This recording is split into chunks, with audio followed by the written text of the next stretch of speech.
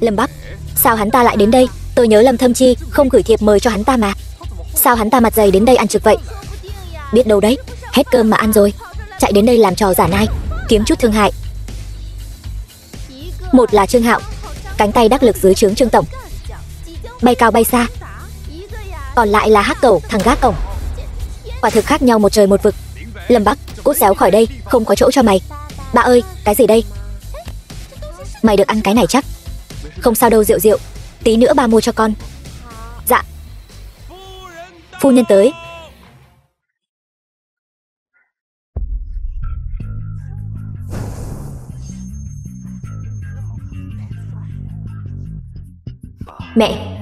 Mẹ thấy chưa? Thâm Chi giờ sống rất tốt. Dưới suối vàng.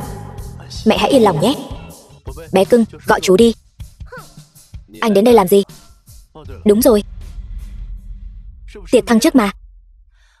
Chồng, ai đây? Sao người này bốc mùi kinh thế nhỉ? Không quen, chắc là thứ rác rưởi đến ăn trực. Bảo vệ đâu hết rồi? Loại người này mà cũng cho vào. Lâm Bắc, mày có thế nhục không hả? Khách sạn Đế Hào này là khách sạn sang trọng bậc nhất Thiên Châu đấy. Với thân phận và địa vị của bất kỳ ai ở đây, cả đời mày có nằm mơ cũng không với tới được. Lâm tổng lại càng là nhân tài kiệt xuất. Đồ hạ tiệt, đồ rác rưởi. Thâm Chi, dù sao chúng ta cũng là anh em ruột thịt mà. Câm mồm, đồ vô dụng. Từ nhỏ đến lớn mày lúc nào cũng hơn tao. Bọn họ chỉ thấy mày thôi, chẳng thấy tao đâu cả. Hôm nay tao sẽ chứng minh cho mày thấy tao hơn mày. Lâm Bắc, mày không ngờ được đâu, sẽ có ngày mày phải cúi đầu trước tao. Nếu bà già đó mà biết được. Mày nói xem bà ta có hối hận không? Lâm Thâm Chi, năm đó vì bảo vệ mày mà đi lính. Với lại đó là mẹ ruột của chúng ta. Nếu như năm đó mày cả ngày không ăn chơi lêu lỏng, bà ấy nỡ đuổi mày đi sao? Sau đó bà ấy có đi tìm mày, nhưng mày lại tự bỏ đi. Cho nên bà già đó ngủm cũng đáng. Đồ súc sinh, đồ ăn mày thối, dám đến tiệc thăng chức của Thâm Chi quậy phá. Tôi đến đây chỉ để hoàn thành di nguyện của mẹ tôi. Nói cho mày biết, bây giờ tao đang oai phong lẫm liệt ở Thanh Vân Quốc tế, còn mày chỉ là một con chó giữ cửa hèn mọn. Hôm nay là ngày vui của tao, không muốn đôi co với mày. Cút nhanh đi, mày đúng là em trai tốt của tao. Trước khi mẹ mất, vẫn luôn nhớ đến mày, muốn nhìn thấy mày thành đạt, nên đã đưa tín vật gia truyền cho mày. Hôm nay tao đến là để thay bà ấy nhìn mày một cái. Giờ mày sự nghiệp phất lên rồi, thì mẹ dưới suối vàng cũng có thể nhắm mắt xuôi tay rồi. Cầm lấy. Muốn ăn trực thì cứ nói thẳng ra, lại còn lấy người mất làm cớ. Thật không biết ngượng mồm. Một thằng giữ cửa thôi mà cũng xứng làm anh em với Lâm tổng sao? Đây là ngọc bội giả phải không? Cầm 800 đồng mà dám đến dự tiệc thăng chức của Lâm tổng. Còn không mau cút. Tiệc thăng chức của Thâm Chi không có chỗ cho hạng người thấp kém như ngươi. Bảo vệ đâu? Tống cổ ra ngoài. Chúng tôi không phải hạng người thấp kém. Mẹ tôi là nữ tổng tài của Thanh Vân Quốc tế. Còn nhóc này não có vấn đề hả? Lâm Bắc này, nếu không được, người dẫn con bé đi khám khoa thần kinh đi.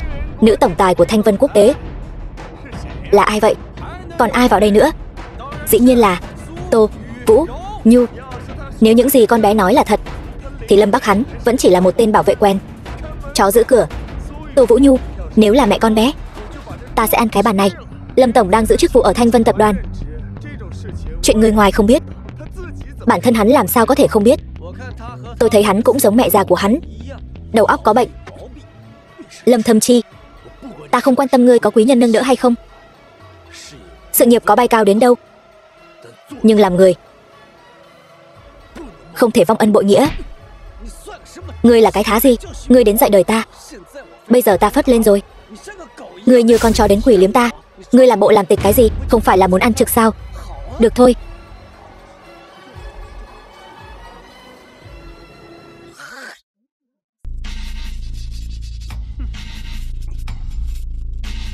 Quỳ xuống, liếm sạch nó đi.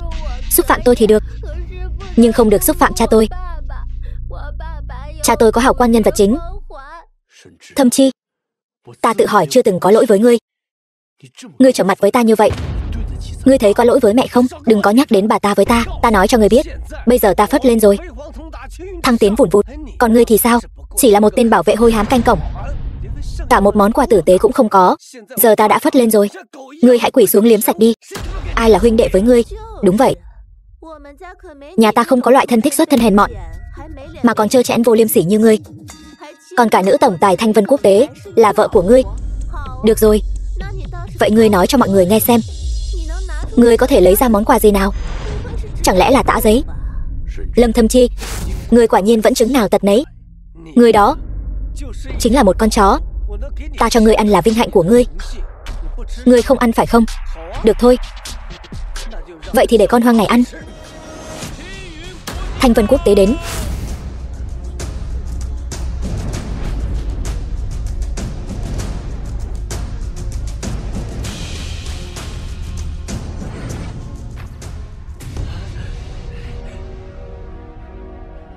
Hứa Linh vận Thanh Vân Quốc tế mang đại lễ đến chúc mừng Lâm Thâm Chi tiên sinh thăng chức. Thư ký Hứa, sao ngài lại đến đây? Thật ngại quá. Đúng vậy, xin đại diện Tô tổng tặng cho tiên sinh Lâm Thâm Chi trị giá 99.999.000 một chiếc Lamborghini, một căn biệt thự thiên cung, một cặp dạ Minh Châu Đông Hải, 50 triệu tiền mặt. Ngoài ra, kể từ hôm nay, Lâm Thâm Chi tiên sinh được thăng chức lên làm tổng giám đốc bộ phận kinh doanh Thanh Vân Quốc tế với mức lương 5 triệu. Những thứ này thư nhậm chức.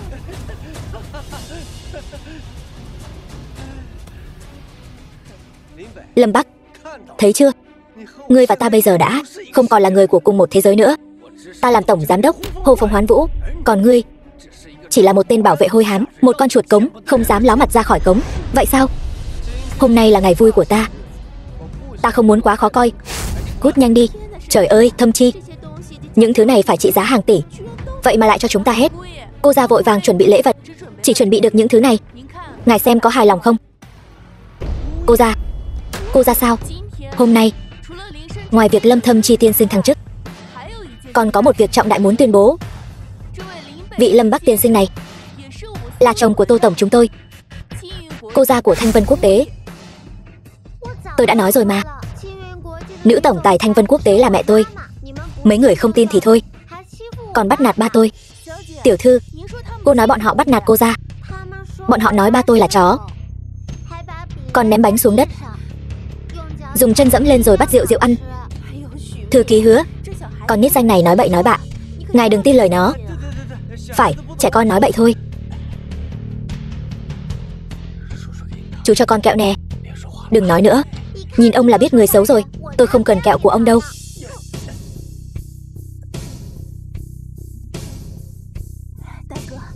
Đại ca, ngài là anh ruột của tôi, ngài là cô gia của Thanh Vân Quốc tế. Chuyện này sao không nói sớm? Hiểu lầm, tất cả đều là hiểu lầm. Hôm nay chúng tôi sẽ tiếp đãi nồng hậu nhất. Đại ca.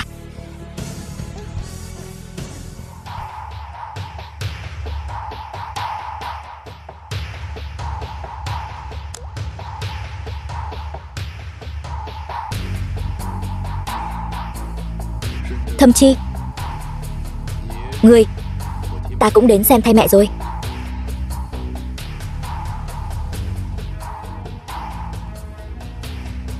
Thấy ngươi bây giờ sống tốt, mẹ ở dưới suối vàng cũng sẽ an lòng. Chúc ngươi tiền đồ vô lượng. Rượu.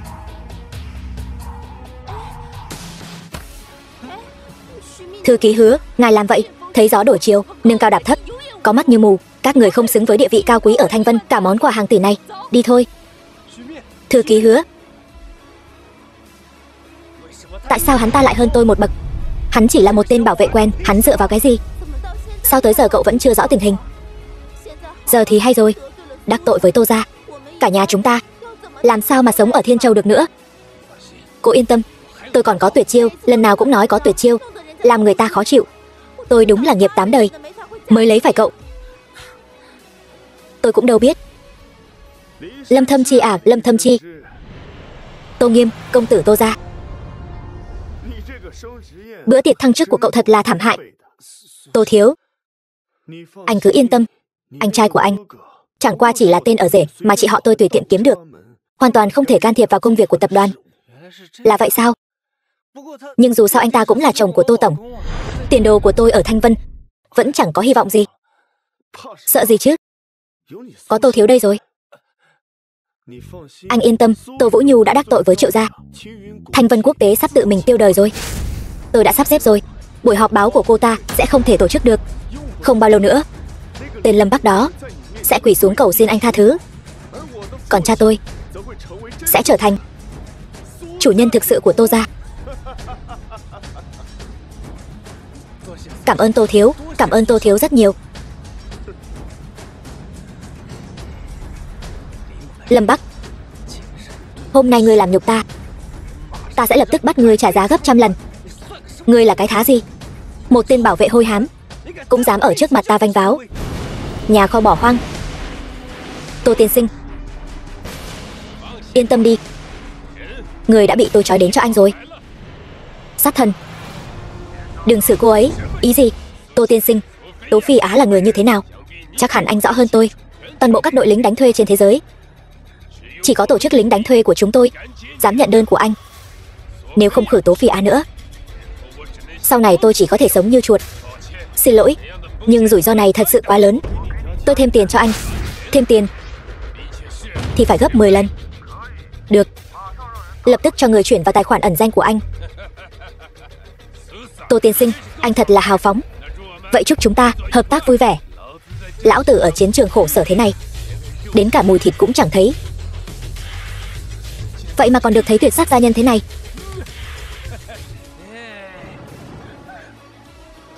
Dừng tay. Đậu phộng. Nhóc kia, ngươi là ai? Dám xông vào cấm địa của ta? Cấm địa? Nơi này là cấm địa của đám lính đánh thuê các ngươi, đại hạ. Ta đã sớm cấm lính đánh thuê vào. Các ngươi còn dám lẻn vào sao? Đại hạ các ngươi hết người rồi sao? Hay là mất hết rồi? Cho dù ta không có súng, không có pháo, thì thủ hạ của ta mỗi người đều có thể lấy một địch 100. Ngươi chỉ một mình xông vào đây, não ngươi bị uống nước rồi sao? Xử lý lũ cặn bã các ngươi, một mình ta cũng đủ rồi. Người bày đặt ra oai ở đây với ta sao? Huynh đệ, xông lên cho ta.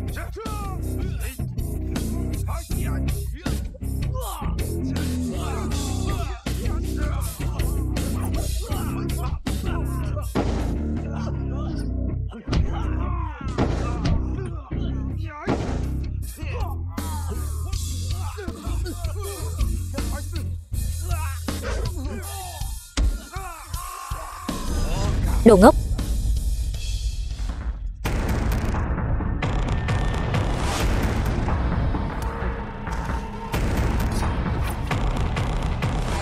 Đấu binh khí với ta.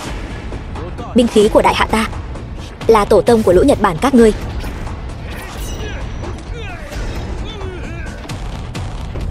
Đồ ngu.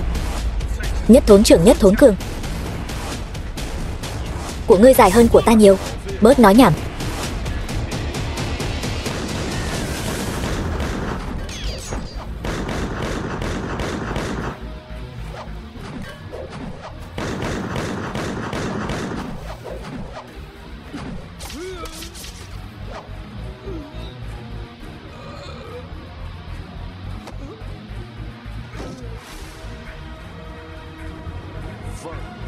Phạm người đại hạ ta không thể không xử. Tố Phi Á, muội vẫn ổn chứ?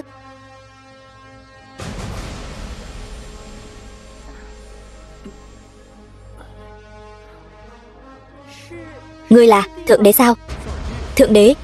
Không quen, ta là Bảo An. Đúng rồi, ta đưa muội đi thay y phục. Buổi họp báo. Nghe nói Thanh Vân Quốc tế này tự mình nghiên cứu chip bàn cổ đã đạt đến trình độ đẳng cấp thế giới. Chẳng phải sao? Cho nên mới có cái tên Giao Giao lĩnh tiên này.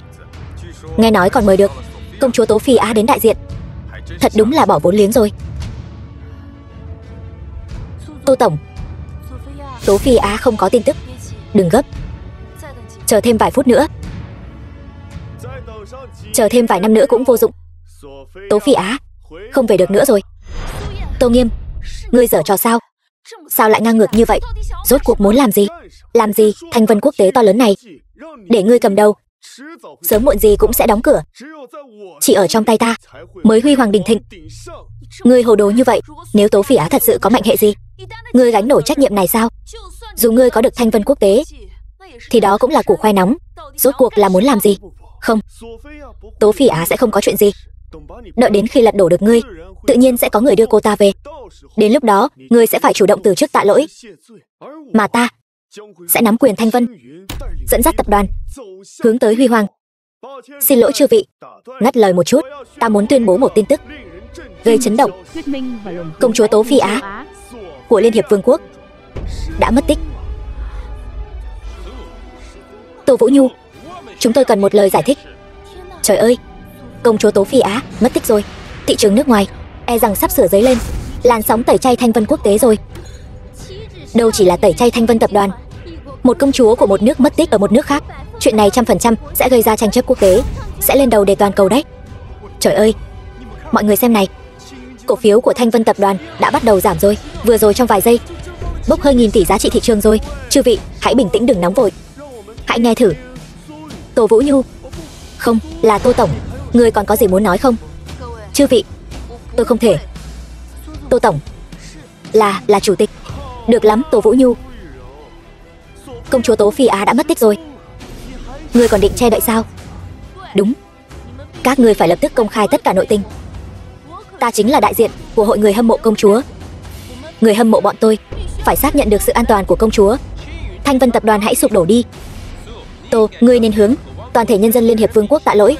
Chốc nữa, Bộ Ngoại giao nước tôi sẽ gửi công hàm tới quý quốc, sẽ khởi tố ngươi với tội danh mưu sát hoàng thất. Nghe máy đi. Tô Vũ Nhu, ta giao Thanh Vân cho ngươi.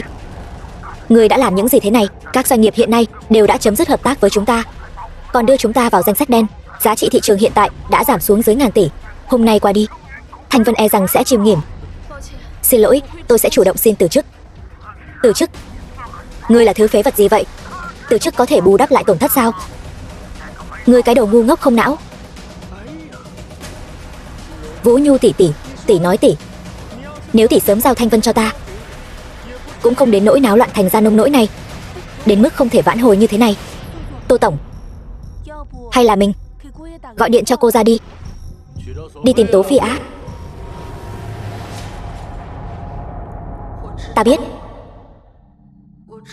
Ta biết đây là bệnh vội tìm thầy lang bệnh.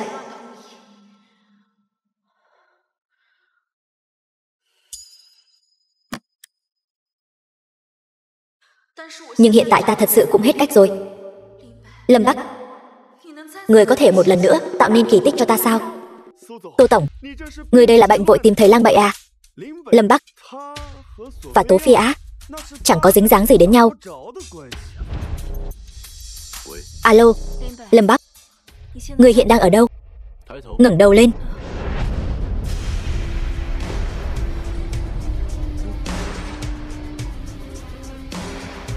Là Tố Phi Á công chúa. Công chúa đến rồi, mau tránh đường. Hú hồn hú vía, công chúa không mất tích sao? Không thể nào, hắn làm sao có thể cứu được Tố Phi Á? Đó chính là tinh nhuệ của Tam Khẩu Tổ đó. Lâm Bắc, sao anh cứu được công chúa vậy? Nơi công cộng, chú ý hình tượng. Cô hơi căng thẳng đó, rất xin lỗi để mọi người đợi lâu. Tôi suýt nữa thì nghĩ cô thật sự mất tích rồi. Xin lỗi, thân ái, tôi đến muộn là bởi vì đã chuẩn bị cho mọi người một tin tốt. Tôi chuẩn bị gia hạn hợp đồng với Thanh Vân từ 1 năm gia hạn lên 10 năm. Cái gì? Tố Phi Á công chúa, cô nói thật sao? 10 năm? Chi phí 1 năm của ngài đều cao tới 50 tỷ đó. Đương nhiên là thật. Tôi không thiếu tiền, nhưng mà tôi có một điều kiện. Mời ngài nói. Tôi muốn Lâm Bắc làm vệ sĩ riêng cho tôi. Làm vệ sĩ riêng sao?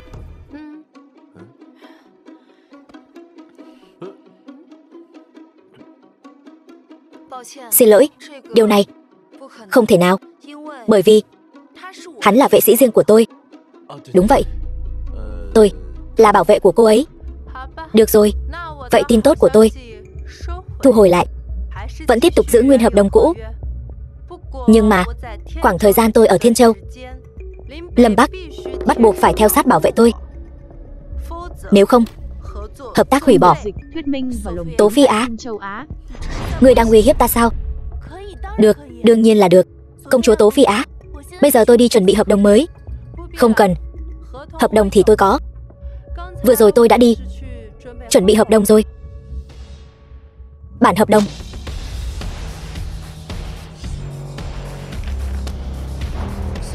Tô, hợp tác vui vẻ. Hợp tác vui vẻ. Mời. Lâm Bắc, ngươi quen biết Tố Phi Á sao? Không quen. Vậy tại sao hai người trông có vẻ rất thân thiết? Chuyện này sao? Có thể là bọn họ nước ngoài. Mặt dày hơn keo rán, vậy thì tốt. Ta khuyên ngươi ít tiếp xúc với cô ta thôi. Dù sao, loại hồ ly này ngươi giữ không nổi đâu. Ý của ta là ta không có thích ngươi, chỉ là muốn ngươi ít qua lại với cô ta thôi. Chuyện này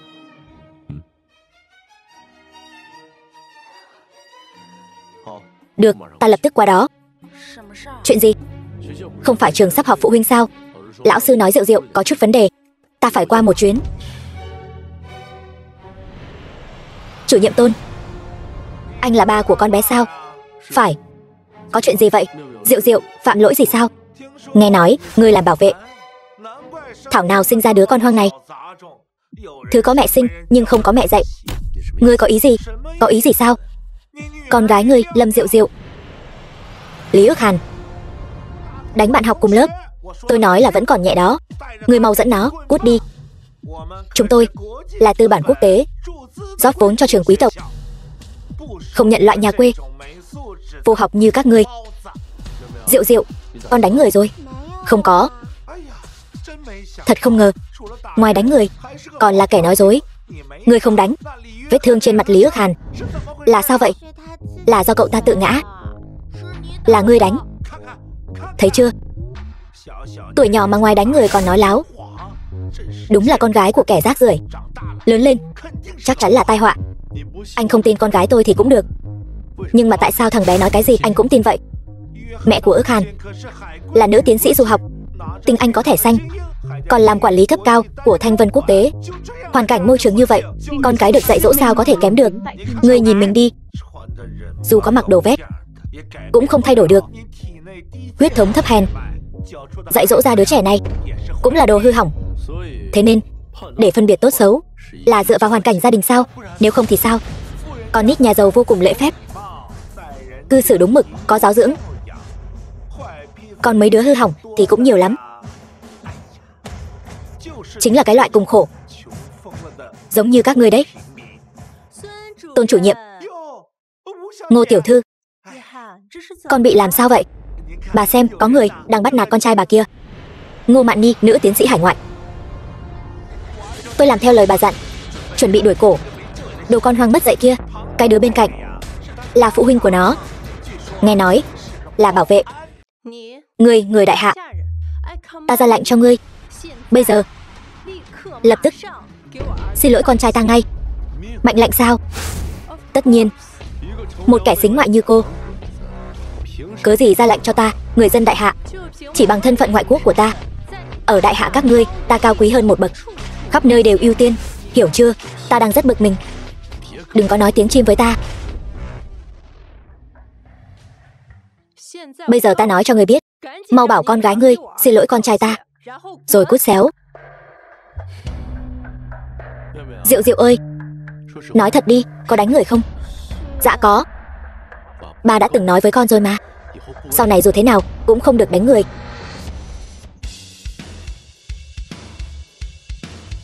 Ai dạy con nói chuyện như vậy? Con tiện dân, xin lỗi mau. Đây chính là giáo dưỡng của nhà ngươi. Một đứa nhóc danh vài tuổi mà đã nói ra được những lời khốn nạn như vậy, vậy thì sao? Đừng nói con gái ngươi đã đánh con trai ta, cho dù là không có,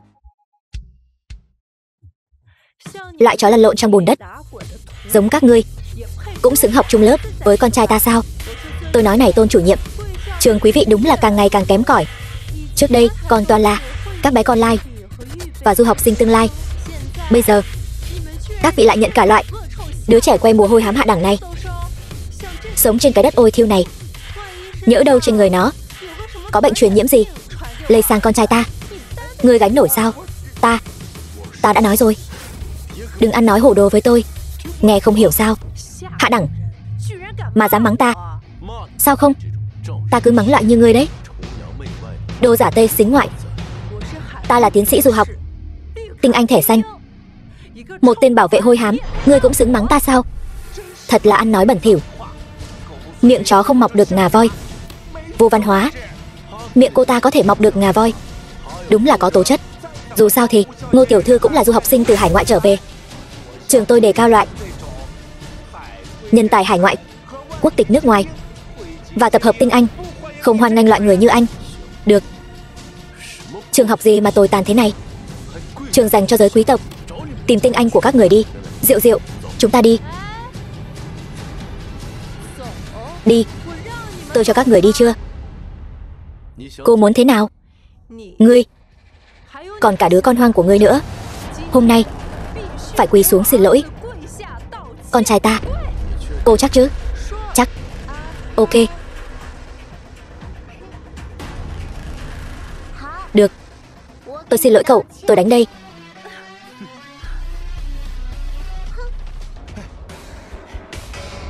Ba ơi, con không nhịn được đánh người ta rồi. Đánh người xấu không tính, dám đánh tôi. Anh biết tôi là ai không? Tôi là quản lý cấp cao của Thanh Vân Quốc tế. Chồng tôi là giám đốc công ty Liên hiệp Vương quốc. Tất cả các người đều phải quỳ xuống cho tôi. Cô nói ai là hạ đẳng nhân? Tô tổng, ngài sao lại tới đây? Cô nói ai là hạ đẳng nhân? Tô tổng, ngài không biết đâu. Ở trường này đến một đứa có mẹ sinh, không mẹ dạy dỗ, nó dám đánh con trai tôi. Ngài xem cái mặt bị đánh này. Còn cả hắn, cha của nó chỉ là một tên man di vô văn hóa.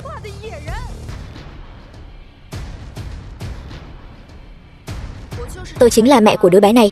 Cô nói ai là man di? Hóa ra ngài chính là mẹ của tiểu thư này.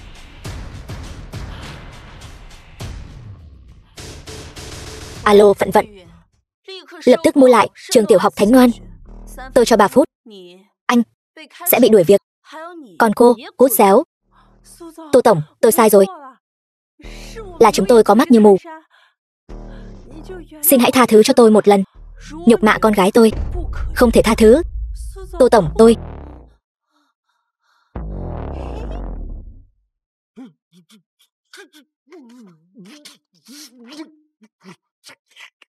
Tô tổng uy phong vẫn còn tốt. Lâm Bắc, tôi cảm thấy anh đang có vấn đề rất lớn trong việc giáo dục Diệu Diệu. Lâm Bắc ngày thường làm việc bận rộn, việc dạy dỗ Diệu Diệu xử lý rất không kịp thời. Sau này việc dạy dỗ Diệu Diệu hàng ngày cứ giao cho Vận Vận phụ trách đi. Phản đối. Bây giờ không có hỏi ý kiến của ngươi, nhóc con. Lâm Bắc, ta đồng ý. Ba vậy mà lại phản bội con. Nói bậy. Vận Vận, vâng Tô tổng. Lễ mừng thọ của Long thống lĩnh cũng đã chuẩn bị xong. Tiểu thư, đi thôi. Hai người cố ý đuổi ta đi, chắc chắn là có bí mật gì đó. Tối nay là tiệc mừng thọ của Long thống lĩnh. Đi cùng ta đi. Long thống lĩnh, Long Chiến Dã, tứ đại thống lĩnh đứng đầu. Vì cơ hội này, ta đã chuẩn bị dòng dã 5 năm. 5 năm trước, tỷ tỷ ta đến biên cương, không biết còn sống không. Đây là cơ hội duy nhất để ta vào sát thần điện. Ta nhất định phải nắm chắc. Tỷ tỷ ngươi. Lâm Bắc, ngươi rốt cuộc có nghe ta nói không?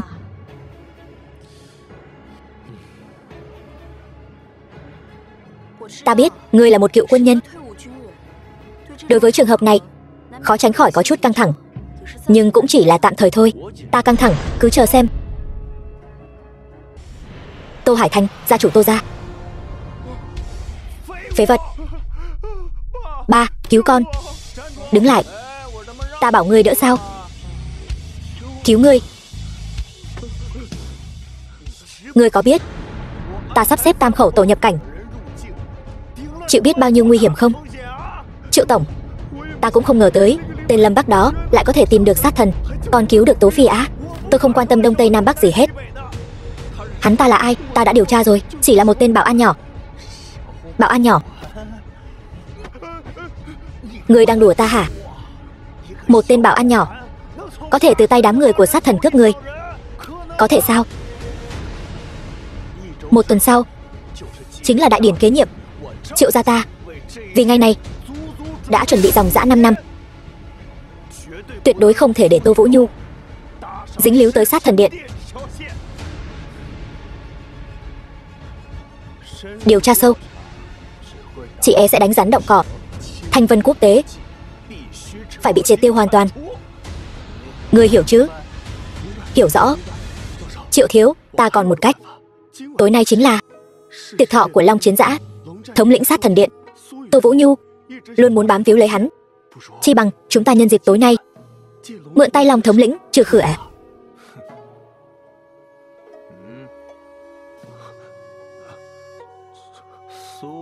Tô Vũ Nhu và Tô Tình Tuyết, hai người này cứ đeo bám mãi. Là ta. Điều tra cho ta. Lâm Bắc kia nếu thấy có uy hiếp lập tức trừ khử. Phòng khách Long gia. Tô Vũ Nhu, ngươi vẫn chưa bỏ cuộc nữa sao? Ngươi nhất định phải đối đầu với Triệu gia sao? Ta không có ý đối đầu với bất kỳ ai, chỉ là muốn hoàn thành tâm nguyện của ta thôi.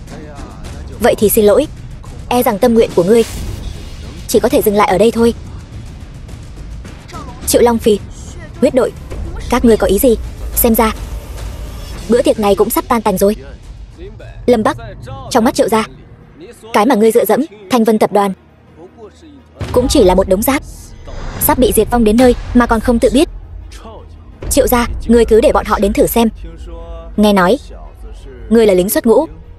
Đúng vậy, cả đại hạ, tất cả thống lĩnh của sát thần điện đều là thuộc hạ của phụ thân ta. Ngay cả Long thống lĩnh gặp phụ thân ta cũng phải nhường 3 phần. Ngươi nói ngươi một tên lính quen, chẳng có chức vụ gì, gặp ta còn không hành lễ. Cả đại hạ, ngươi có thể nhận được sự kính lễ của ta vô cùng hiếm hoi. Tiếc là loại cặn bã như ngươi thì không xứng. To gan. Ngươi biết Triệu thiếu là ai không? Là con trai ruột của Triệu gia chủ Triệu Mục Biên, cho nên ta mới bảo hắn là thứ chó cậy gần nhà, gà cậy gần chuồng. Gan đấy. Huyết thích xử hắn ta. Triệu Long Phi, ngươi dám làm cả như vậy sao? Giữa ban ngày ban mặt lại dám sát hại người khác. Thật sự cho rằng cái sát thần điện này đều là của họ Triệu nhà ngươi sao? Không phải như thế này sao? Hắn không phải nói hắn là lính xuất ngũ sao? Tôi đã tra hết tất cả danh sách ở sát thần điện rồi, hoàn toàn không có người nào tên Lâm Bắc cả. Một cái tên không tồn tại trong sát thần điện. Huyết thích mà cũng nói phép là lính xuất ngũ ư? Xông vào phủ đệ của Long thống lĩnh là có mục đích gì? Loại người như vậy ta thả sát hại nhầm còn hơn bỏ qua bất kỳ tên nào. Là tôi mang Lâm Bắc tới đây, anh ta không có khả năng làm như vậy. Tô Vũ Nhu, cô vẫn chưa hiểu rõ tình hình sao? Cô đây là che giấu tội phạm, đáng lý ra cũng là đồng phạm, còn dám chủ động tự thú. Cô cũng đừng hòng chạy thoát. Huyết thích, còn đứng ngây ra đó làm gì? Động thủ đi. Hai tay ôm đầu, dựa vào góc tường ngồi xổm xuống. Huyết thích phải không? Ta nói cho ngươi biết, ta không thích bị người khác chĩa súng vào người. Gần đất xa trời rồi mà còn cứng miệng quỳ xuống. Làm gì đó? Dừng tay lại cho ta. Thống lĩnh, tiểu tử này lai lịch bất minh, hoàn toàn không phải là chiến binh đại hạ. Tôi phải bảo vệ tính mạng của ngài. Long Chiến Dã, thu súng lại, ta không muốn nói lần thứ hai.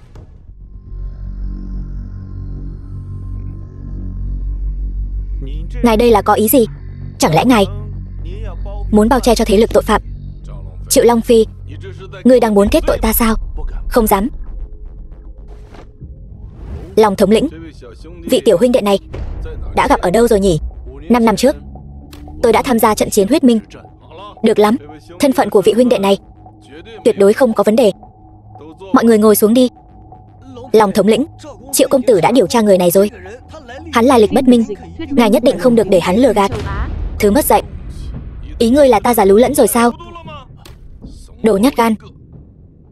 Có thể tham gia trận chiến huyết minh của 5 năm trước đều là những người đã trải qua khảo nghiệm, trung thành và tận tâm với đất nước. Sao có thể là thứ mà bọn ngồi hưởng thái bình ở hậu phương như các ngươi có thể tùy tiện sỉ nhục được? Này đại hạ, quốc thái dân an, biên cương yên bình.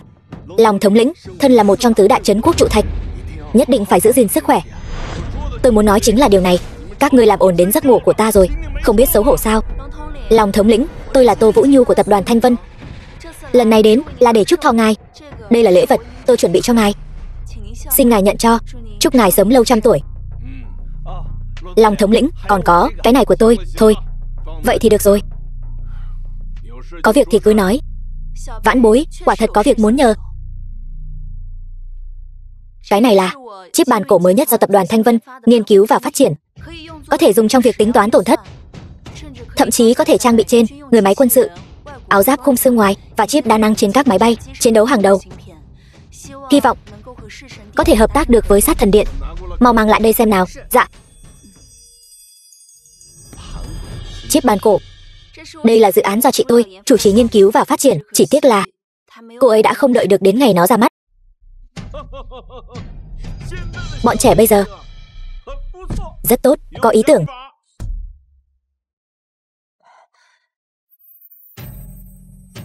Thống lĩnh,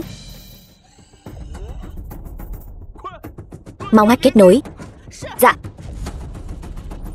Không đúng. Đây là virus máy tính của tổ chức kiểu đầu xa. Đáng ghét. Huyết thích, bắt hết bọn chúng cho ta. Đặc biệt là đàn bà kia. Dạ. Tiểu huynh đệ, muốn phản quốc sao? Lòng thống lĩnh, chuyện này quá kỳ lạ. Thanh Vân Quốc tế sẽ không làm chuyện như vậy. Đại họa đã gây ra. Tất cả virus lây nhiễm đều do cô ta gây ra. Ngươi còn gì để nói? Lòng thống lĩnh, virus này có khả năng lây lan cực mạnh. Hơn nữa có thể lây nhiễm cả thiết bị làm việc ngoại tuyến. Có thể không bao lâu nữa, thiết bị của toàn bộ khu vực đều sẽ bị lây nhiễm và hư hỏng. Huyết thích, liên lạc với kỹ thuật binh của Sát Thần Điện, lập tức tiến hành sửa chữa. Thống lĩnh, loại virus này là virus độc hại nhất thế giới. Kỹ thuật của chúng ta hiện tại không thể sửa chữa, chỉ có thể khống chế, mà việc này ít nhất cần vài ngày.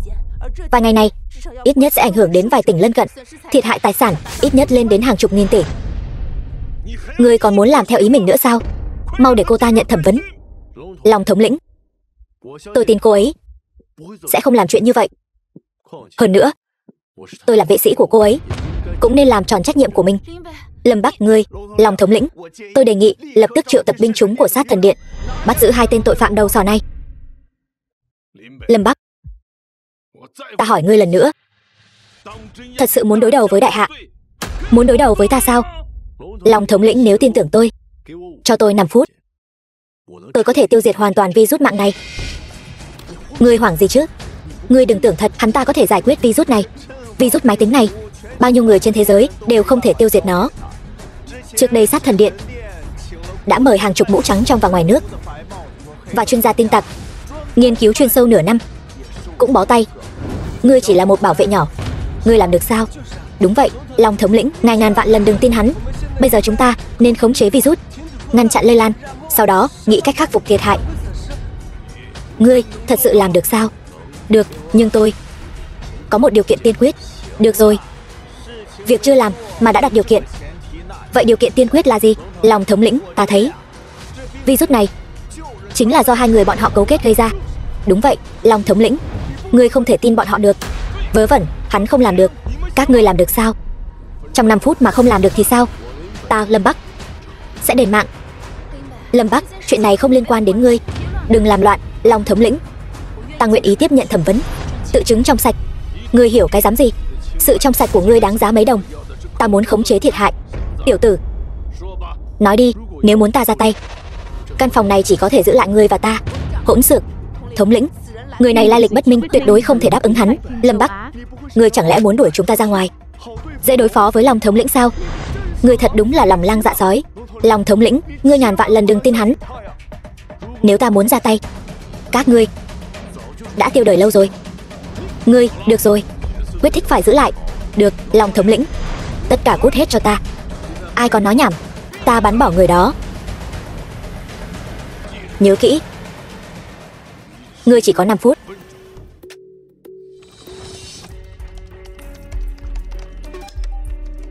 Tiểu tử này, câm miệng. Ta đang truy tìm dấu vết. Hỗn xược, sao lại nói chuyện với thống lĩnh như vậy? Thôi được rồi, nhỏ tiếng chút. Lâm Thâm Chi, ngươi biết ngươi làm như vậy sẽ có kết cục gì không? Virus đã được loại bỏ, trở lại bình thường rồi. Loại kỳ tích xoay chuyển tình thế này, e rằng cũng chỉ có năm xưa khi đi theo điện chủ, Nam chinh bắc chiến, mới thấy được ở điện chủ thôi. Tiếc thay, Lâm tiên sinh, kẻ đứng sau chuyện này là... Thằng nhãi này chỉ còn 1 phút để sống. Virus máy tính, dựa vào hắn mà cũng muốn đơn thương độc mã loại bỏ. Đúng là nằm mơ giữa ban ngày, vẫy vùng trong tuyệt vọng. Lâm Bắc, đồ vô dụng, chống đối với ta lâu như vậy, cuối cùng cũng đến hồi kết rồi.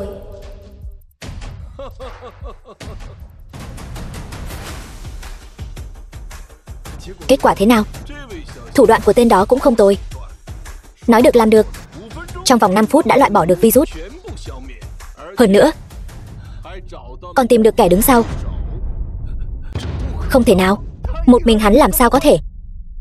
Không thể nào sao? Ngươi có ý gì? Ngươi muốn nói ta đang lấy an nguy của đại hạ ra đùa giỡn với ngươi sao? Không dám, tôi chỉ ngạc nhiên thôi. Ngạc nhiên thật, ở đại hạ chúng ta lại có nhân tài như vậy. Cứ coi như cậu có ý đó.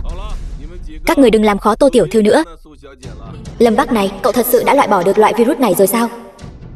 Cậu rốt cuộc còn có thể cho tôi bao nhiêu bất ngờ nữa đây? Tô tiểu thư, con chiếc bàn cổ của cô chúng tôi đã kiểm tra rồi, quả thật trên thế giới chỉ có một.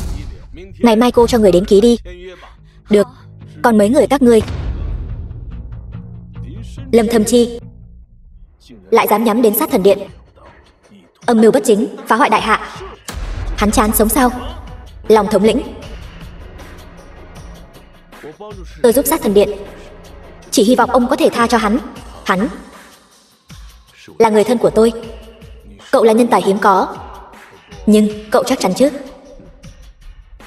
Cho hắn cơ hội cuối cùng đi, hy vọng hắn có thể ăn năn hối cải.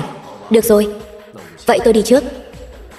Lâm Bắc, đợi tôi giải quyết Thanh Vân xong đã, rồi cho anh biết thế nào là tuyệt vọng. Được rồi, cút hết đi.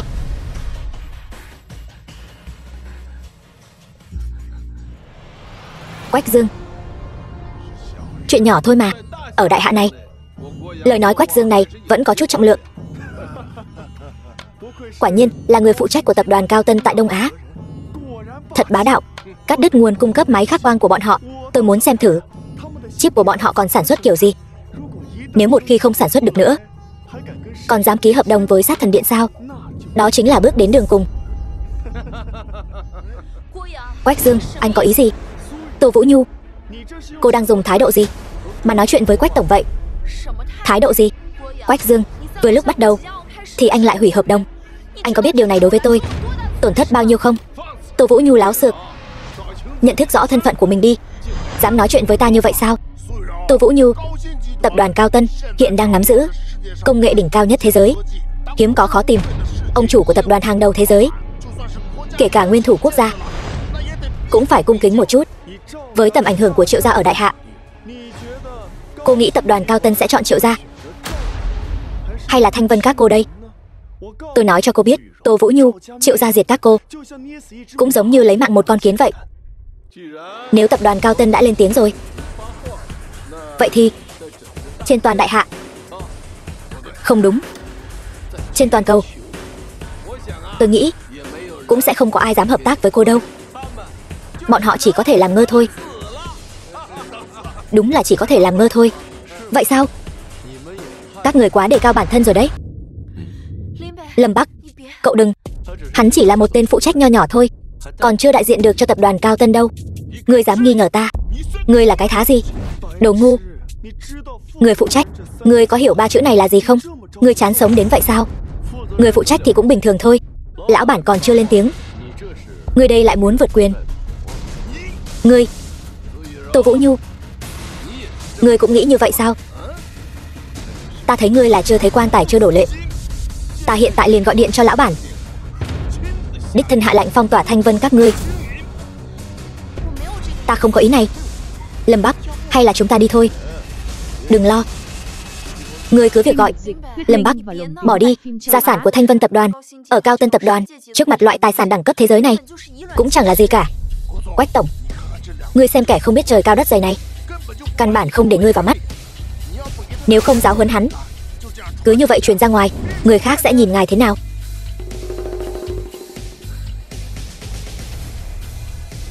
Sao vậy Quách tổng? Gọi không được, không ai bắt máy. Hai tên phế vật này thật đúng là chó ngáp phải ruồi. Lâm Bắc, hay là chúng ta đi thôi. Đừng vội, hắn gọi không được đâu, ta gọi được.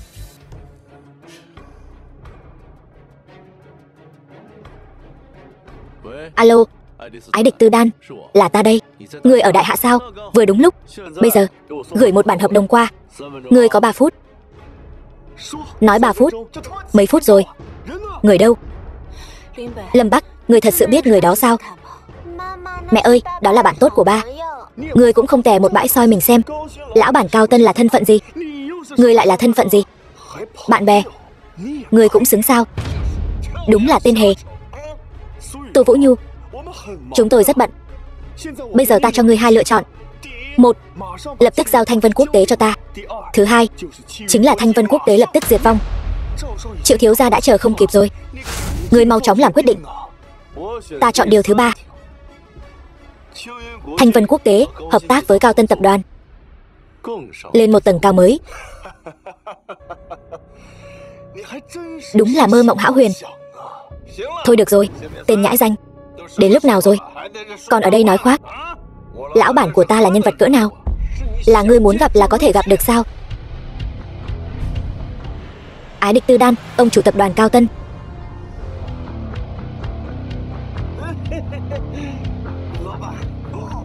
Anh Lâm, lão bản đến rồi. Anh Lâm, ngài vẫn anh tuấn như vậy. Ôi trời ơi, ngươi còn dám động tay động chân. Tin ta tát ngươi không? Ngươi láo xược. Đây chính là ông chủ tập đoàn Cao Tân của chúng tôi. Ngươi im miệng. Ngươi là cái thá gì? Dám nói chuyện với Lâm tiên sinh như vậy? Coi chừng ta cho ngươi ăn tát đấy. Lâm Bắc, đây chính là ông chủ của tập đoàn Cao Tân sao? Hợp đồng mang theo chưa? Mang theo rồi. Từ hôm nay trở đi, Thanh Vân Quốc tế miễn phí sử dụng tài nguyên của Cao Tân tập đoàn. Chuyện này thật sao? Đúng, nghe theo Lâm tiên sinh. Đừng mà, ông chủ, điều này không thể. Ngươi là ai vậy? Tôi là người phụ trách của tập đoàn Cao Tân tại Đông Á. Quách Dương. Quách Dương, người bị sa thải. Tại sao vậy? Ông chủ, tôi đã làm sai điều gì? Ngài muốn sa thải tôi sao? Bởi vì ngươi đã đắc tội với Lâm tiên sinh. Ngươi chán sống rồi. Cút. Ông chủ, còn tiền lương, ngài xem. Tôi không cần. Không cần nữa.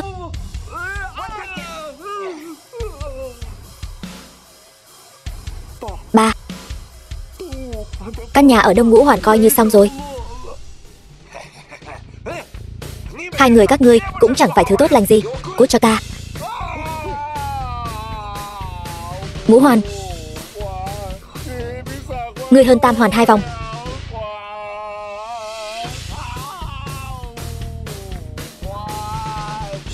Ngũ Hoàn hơn Tứ Hoàn 1 vòng.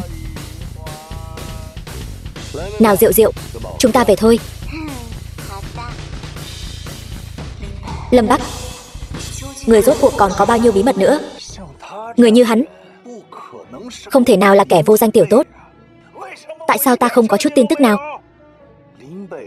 Em trai ruột của Lâm Bắc, Triệu công tử, hắn đã rời nhà từ rất sớm. Tôi thật sự cái gì cũng không biết. Hắn và ông chủ của tập đoàn Cao Tân lại thân thiết như vậy, thân thủ lại tốt như thế. Liệu hắn có phải là vệ sĩ của ông chủ Cao Tân không? Hắn lại cùng Tô Vũ Nhu gần gũi. Hắn và Tô gia lại có quan hệ gì? Hiện tại quan trọng nhất vẫn là Thanh Vân. Triệu công tử, hiện tại Thanh Vân Quốc tế đã nhận được sự trợ giúp to lớn của tập đoàn Cao Tân, đã như mặt trời ban trưa. Và hiện tại đã không còn ai có thể ngăn cản bước chân của Tô Vũ Nhu tiến vào Sát Thần Điện. Không thể ngăn cản. Vậy thì thay thế, Tô Vũ Nhu nói cho cùng cũng chỉ là một tổng tài đại lý mà thôi. Ý ngài là chúng ta đi tìm một đứa trẻ, giả mạo là con của Tô Tình Tuyết, chị gái Tô Vũ Nhu, sau đó làm giả một chứng cứ. Đến lúc đó, những cổ phần đại lý của Tô Vũ Nhu không phải là của chúng ta sao? Chúng ta muốn làm gì thì làm. Lâm Bắc à, Lâm Bắc, bất kể ngươi là rồng hay là rắn, trên địa bàn của lão tử, ngươi đều phải cuộn tròn lại cho ta. Đợi ta nắm được Thanh Vân, Triệu gia ta nắm giữ cả chính trị lẫn thương mại. Đến lúc đó Triệu gia ta sẽ không ai cản nổi. Quả nhiên là anh hùng xuất thiếu niên. Có Triệu công tử, hắn lại cùng Tô Vũ Nhu gần gũi. Cứ yên tâm mà làm đi. Đại điển kế nhiệm, ta không cho phép bất cứ sai sót nào xảy ra. Đồ vô dụng, cái này mà cũng không tiếp được. Triệu công tử, cho thêm một cơ hội nữa. Há miệng ra, há to ra.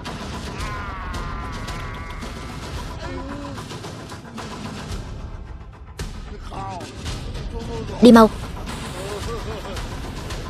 Được ăn nho của Triệu công tử cũng chỉ có lão tử ta đây thôi.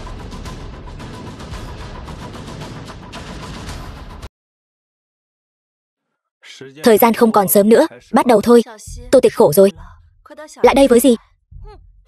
Vũ Nhu, ngươi đừng có ở đây giả bộ thân thiết nữa. Hay là ngươi không nỡ?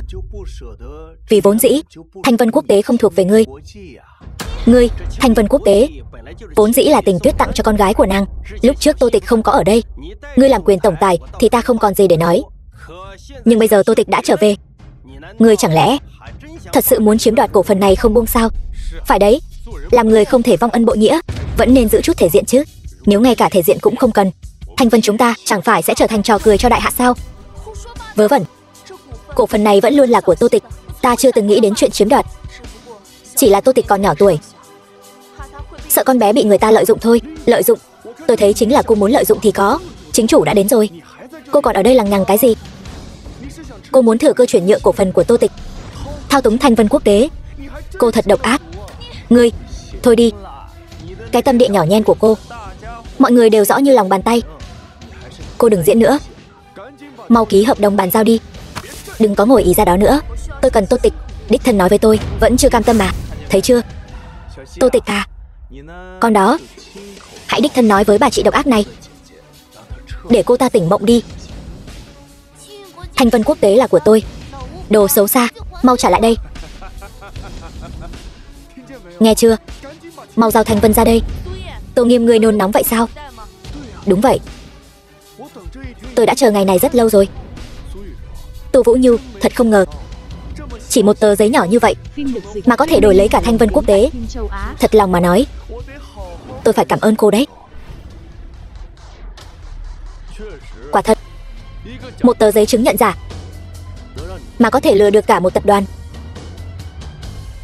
Triệu gia đúng là cao thủ. Ngươi đang nói gì vậy? Giả sao? Lâm Bắc, giấy trắng mực đen ghi rõ ràng. Ngươi cũng ở đây, ngươi nói giả là giả sao? Lâm Bắc à, ngươi chán sống rồi sao? Vũ Nhu, tôi hỏi cô, Thanh Vân đối với cô rất quan trọng phải không? Thanh Vân đối với tôi không quan trọng, nó vẫn luôn là của Tô Tịch. Chỉ là tiền mới là công cụ trả thù của tôi. 5 năm trước, cô ta đến chiến trường vực ngoại, đi tìm người đàn ông đó, cuối cùng đến xác cũng không tìm được. Tôi hận người đàn ông đó. Tôi nhất định phải tìm hắn, nhất định phải lột da rút gân hắn. Mà Thanh Vân là cơ hội trả thù duy nhất của tôi. Được, tôi giúp cô, nhưng kết quả có thể không như cô mong muốn. Còn có thể tệ hơn bây giờ sao? Không thể nào chứ. Tô Vũ Nhu, đến lúc này rồi mà cô còn trông chờ hắn ta giúp cô sao? Thà cô tìm cái gì đó thực tế hơn. Nghĩ xem mình nên được chôn ở đâu đi. Cô ra, thôi đi. Bọn họ nhân chứng vật chứng đầy đủ, chúng ta không thể lật kèo được nữa rồi. Thôi, đừng nói nhảm nữa, mau ký hợp đồng này đi. Từ hôm nay trở đi, Thanh Vân đổi chủ. Tiếc là không như ý các ngươi.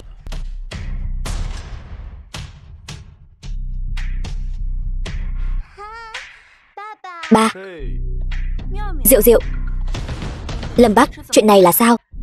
Dì nhỏ, dì vất vả rồi. Dì nhỏ. Lâm Bắc, ngươi, Tô Vũ Nhu, đây chính là át chủ bài của các ngươi sao? Dùng con bé này để giả mạo Tô Tịch. Ngươi tưởng như vậy là có thể tự lừa mình, dối người sao? Đây là báo cáo huyết thống của Lâm Diệu Diệu với Tô Tình Tuyết, độ khớp đạt 98%. đứa bé này cũng là con của Tô Tình Tuyết. Giả. Chứng minh huyết thống này là giả. Vậy cái này thì sao? Hộ khẩu cư trú.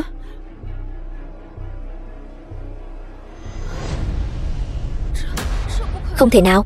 Xin lỗi. Lâm Diệu Diệu, cũng chính là Tô Tịch. Nó mới là người thừa kế hợp pháp của Thanh Vân Quốc tế, và cũng là con gái ruột của tôi và Tô Tình Tuyết. Không ngờ lại là ngươi. Ngươi còn sống. Không thể nào. Năm đó Tam Khẩu Tổ rõ ràng đã. Tô Vũ Nhu là người đại diện cổ phần của Tô Tịch, sở hữu 90% cổ phần. Thân phận tổng tài của cô ấy không ai có thể lay chuyển. Tôi không đồng ý. Ngươi là đồ xấu xí. Ngươi là giả. Ta mới là chủ nhân của Thanh Vân, còn dám mạo danh bổn tiểu thư. Ngươi là đồ giả mạo. Bổn cổ đông đồng ý. Ta đã nói, muốn động đến Thanh Vân, nhà ngươi không có bản lĩnh đó. Lâm Bắc, đừng đắc ý. Chẳng lẽ ngươi không muốn biết Tô Tình Tuyết ra đi thế nào sao? Chuyện của Tình Tuyết có liên quan đến ngươi. Cô ra, đừng mà. Sâu bọ vẫn chỉ là sâu bọ, chung quy vẫn không thể bước lên đại sảnh đường. Đến đây, lấy mạng ta đi.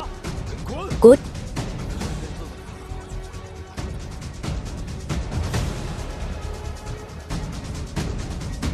Vũ Nhu, cút cho ta. Đưa Diệu Diệu ra ngoài trước.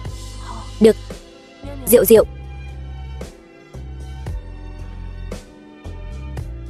ta cho ngươi một cơ hội lấy mạng ta. Đây là lần duy nhất ta làm việc ngoài kế hoạch.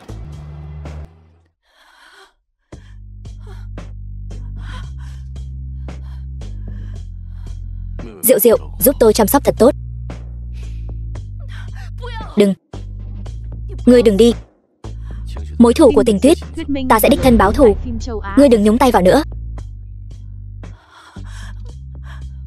Đừng mà. Đừng mà. Lâm Bắc, rốt cuộc anh là ai? Bảo an Long Đằng tập đoàn. Ngươi, một tên bảo an, làm sao có thể giải quyết được nhiều chuyện lớn như vậy? Ngươi vẫn còn lừa ta. Bảo vệ an ninh quốc gia, bảo vệ bình yên quốc gia, cũng là bảo an. Ngươi, thời cơ chưa tới. Đến lúc đó ngươi sẽ hiểu. Tô tổng, có thư. Mở ra.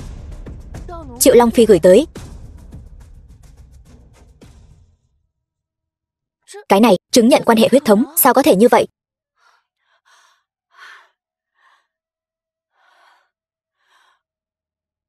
Con của chị tôi, Tô Tịch đã được tìm thấy.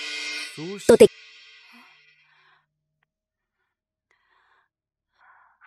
Tô Vũ Nhu. Đại hội cổ đông ngày mai. Giao lưu với tổng tài. Cựu tổng tài cũng phải có mặt chứ, phải không? Sao có thể như vậy? Tôi đã tìm đứa bé dòng dã 5 năm, không ngờ lại bị bọn họ tìm thấy trước. Xong rồi. Bọn người Tô Nghiêm vì lợi ích, bất chấp thủ đoạn, bọn họ nhất định sẽ uy hiếp dụ dỗ Tô Tịch. Không ngờ tới. Tôi nghĩ trăm phương ngàn kế để tiếp cận sát thần điện, thăm dò tung tích. Vốn tưởng cuối cùng cũng tiếp cận được rồi, nhưng bây giờ lại bị bọn họ đi trước một bước. Thanh Vân khó mà giữ rồi. Tất cả đều sắp kết thúc rồi. Yên tâm, bọn họ sẽ không được như ý đâu. Đó là Triệu gia đấy. Triệu gia gia chủ Triệu Mục Biên sẽ thành điện chủ sát thần điện. Một người bình thường như ngươi có thể làm gì chứ? Đến lúc đó ngươi sẽ biết. 5 năm trước, Liệt Cường Liên minh phát động huyết minh chiến. Chúng ta liên kết với nội gián trong Tam Khẩu Tổ, phối hợp từ trong ra ngoài, đã lập kế hoạch tiêu diệt hơn 1 triệu người. Ngay cả một thi thể cũng không tìm thấy. Hắn, một tên phế vật, làm sao có thể sống sót được? Triệu thiếu, có phải là vì Tô Tình Tuyết đã mật báo cho hắn, cho nên để hắn chạy thoát qua đời rồi? Cũng không để tôi yên lòng. Như vậy, bây giờ ngươi âm thầm liên lạc với Quỷ Vũ Nhẫn Đông, tiếp nhận toàn bộ Tam Khẩu Tổ vào đại hạ. Ta phải bất chấp tất cả, xử lý Lâm Bắc và Tô Vũ Nhu. Triệu thiếu, đây là cấu kết với địch quốc, là tội bán nước. Cái này ta bán rồi thì sao? Năm đó Triệu gia ta mạo nhận công lao, mới có được địa vị như ngày hôm nay. Còn bây giờ, điển lễ kế thừa đối với Triệu gia ta mà nói chính là điển lễ đăng cơ. Ta không cho phép bất cứ kẻ nào dòm ngó địa vị của Triệu gia ta. Những kẻ có khả năng biết được chân tướng năm xưa, hoặc là làm cờ hó của Triệu gia ta, hoặc là mất mạng. Dạ. Thâm Chi, những lời vừa nói ngươi đều nghe thấy chứ? Triệu thiếu, ngài yên tâm, miệng tôi rất kín, tuyệt đối sẽ không nói ra ngoài. Nói miệng không bằng chứng. Như vậy, ta đây cho ngươi một cơ hội. Dạ ngài nói. Ta nghe nói Linh Đường Lâm gia các ngươi ở Phượng Khê Sơn. Vừa hay gần đây, ta và Bạch Hổ Bang có một dự án muốn khởi công ở Phượng Khê Sơn. Ngươi đi đập phá linh đường nhà ngươi, cho ta bốc cho cốt lên giải đi. Ta muốn cho bọn họ biết hậu quả của việc đắc tội với Triệu Long Phi ta như thế nào. Triệu thiếu, trong linh đường này đều là liệt tổ liệt tông của ta. Ta biết, cho nên mới bảo ngươi đi. Hãy suy nghĩ cho kỹ. Hoặc là ngươi xử bọn họ, hoặc là ta xử ngươi. Hãy suy nghĩ cho kỹ đi. Lâm Bắc, đều tại ngươi. Đều tại ngươi. Nếu không phải vì ngươi, ta làm sao lại rơi vào tình cảnh này? Linh đường Lâm gia, đây là linh vị của tỷ tỷ ngươi Tình Tuyết. Linh vị của vợ Lâm Tô Thị, Lâm Tình Tuyết.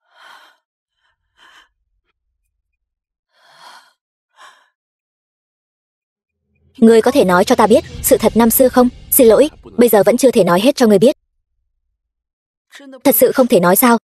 Ta chỉ có thể nói là huyết minh chiến 5 năm trước đã có 1 triệu anh hùng đại hạ hy sinh.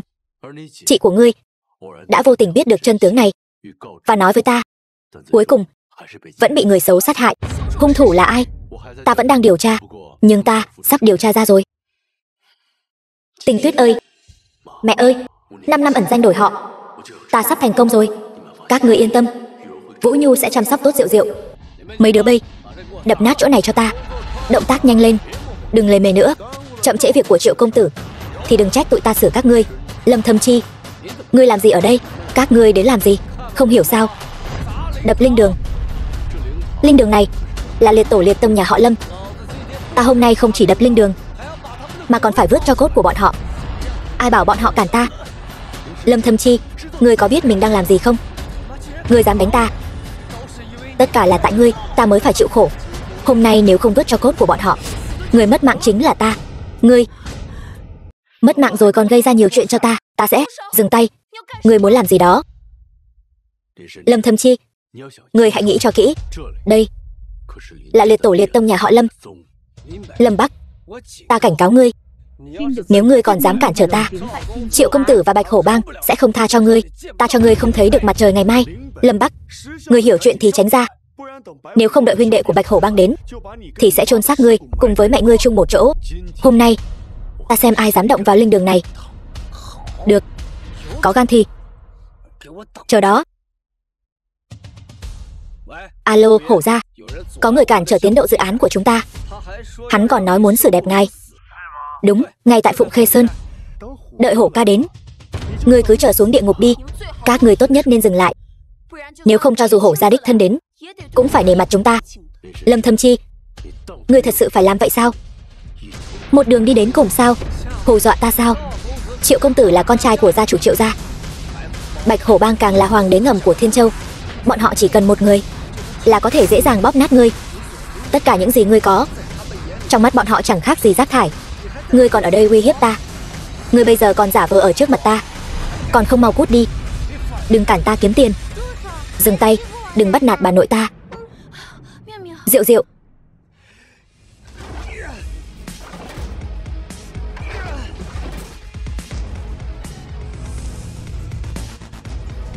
Lâm Thâm Chi, sự nhẫn nại của tôi có giới hạn.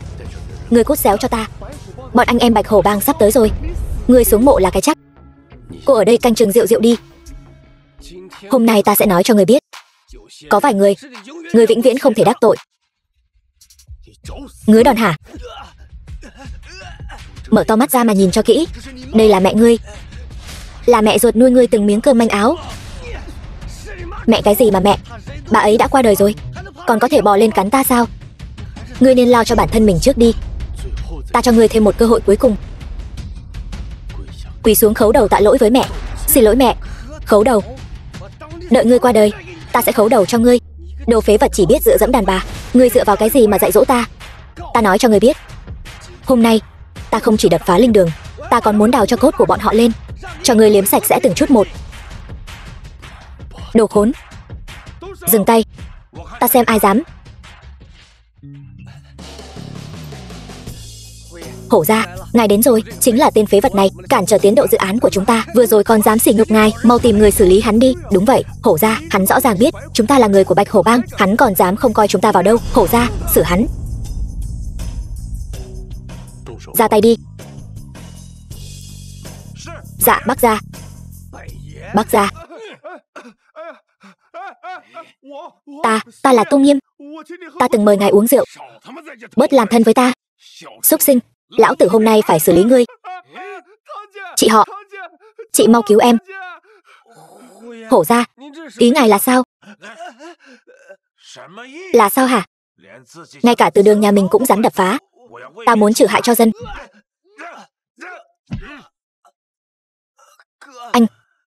Anh là anh trai ta. Anh đừng để họ đánh ta nữa. Ta là em trai ruột của anh mà. Tiếp tục, không đánh đến sợ. Không biết hối cải. Dạ.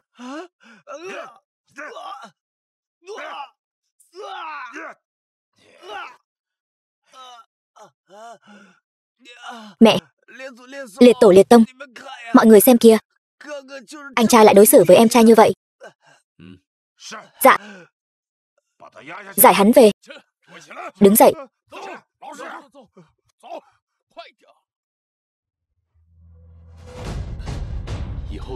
Sau này sửa đổi làm người cho tốt, không được dính líu gì đến Triệu gia nữa.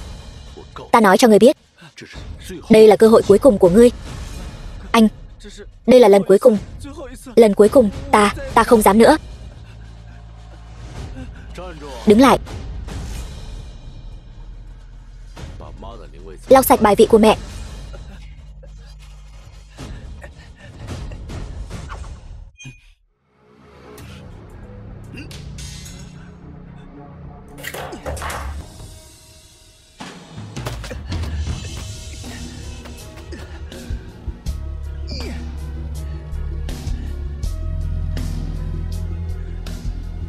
Triệu công tử. Thầm Chi, việc xử lý thế nào rồi? Triệu công tử, Lâm Bắc đang ở đây. Đương nhiên ta biết hắn ở đó. Ý ngài là? Ta chỉ muốn ngươi thu hút sự chú ý của bọn chúng một chút. Được rồi, ngươi về đi. Ta đương nhiên sẽ cho đôi cẩu nam nữ này. Không được toàn thây.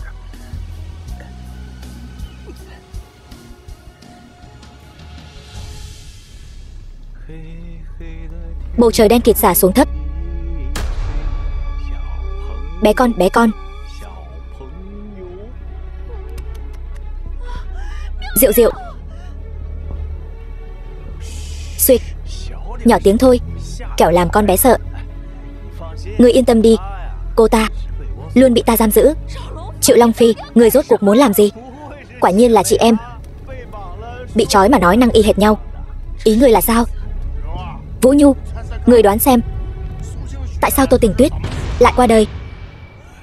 Không lẽ là các ngươi sát hại? Thông minh đấy. Nhưng trách thì trách người đàn bà kia, dám nghe lén mưu đồ của ta và Tam Khẩu Tổ, còn chạy đến chiến trường báo tin. Kế hoạch vốn vạn sự như ý, đã để cô ta làm cho hỏng bét. Nhưng không sao, qua đêm nay mọi sơ hở sẽ tan thành mây khói. Triệu gia ta sẽ không ai cản nổi. Tại sao các ngươi lại làm vậy? Đương nhiên là vì Triệu gia ta có thể thống nhất đại hạ. Ngày mai sau lễ kế nhiệm, Triệu gia ta sẽ bay lên trời cao. Khi đó cha ta sẽ là điện chủ, và Triệu gia ta sẽ thống nhất đại hạ. Tránh ra, cái tên bán nước này. Giao cho ngươi. Quỹ Vũ Nhẫn Đông. Khoan đã. Chúng ta đã nói rõ rồi. Đợi Triệu gia thành sự, đại hạ sẽ cắt nhượng 1/5 lãnh thổ cho Tam Khẩu Tổ. Yên tâm, chuyện nhỏ. Triệu Long Phi, tên bán nước cờ hó, hán gian, ngươi sẽ không được toàn thây. Tô Vũ Nhu, ngươi vẫn còn mong đợi. Lâm Bắc, tên nhóc đó đến cứu ngươi sao? Chúng ta cũng rất mong hắn ta đến. Hôm nay Tam Khẩu Tổ đã giang thiên la địa võng ở đây. Tên nhóc Lâm Bắc kia nếu dám đến, chúng ta sẽ cho hắn ta một đi không trở lại. Nơi đây sẽ là nấm mồ cuối cùng của hai người. Đi thôi, Lòng Thiếu.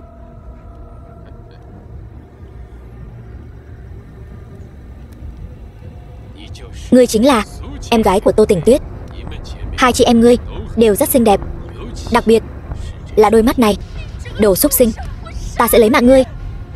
Ngươi không có cơ hội đó đâu. Đợi việc nhà họ Triệu xong xuôi, Tam Khẩu Tổ chúng ta sẽ đường đường chính chính tiến vào đại hạ. Chúng ta sẽ từng chút một xâm chiếm đại hạ, cho đến khi chiếm được toàn bộ đại hạ mới thôi. Đồ xấu xa, cha ta nhất định sẽ bắt được ngươi. Đội trưởng có nghe không? Hắn tới rồi kia. Hành động theo kế hoạch. Hôm nay chính là ngày tử của hắn. Trận chiến huyết minh 5 năm trước, ta nhận lệnh ám sát điện chủ đại hạ. Hắn yếu ớt vô cùng, qua đời ngay tức khắc dưới lưỡi dao của ta, cứ như mổ heo vậy. Những kẻ còn lại đều bị ta tiêu diệt hết, máu chảy thành sông. Đây là chiến tích vĩ đại nhất, đủ để ghi vào sử sách. Chỉ là thủ đoạn bẩn thỉu không dám lộ ra mà thôi, cũng xứng gọi là vĩ đại. Thật là hoang tưởng. Đây chẳng phải là binh pháp của đại hạ các ngươi sao? Đêm nay còn dài lắm, chi bằng để ta hưởng thụ trước đã. Ngươi muốn làm gì? Ngươi đừng tới đây. Đồ xấu xa, buông dì ta ra. Tổ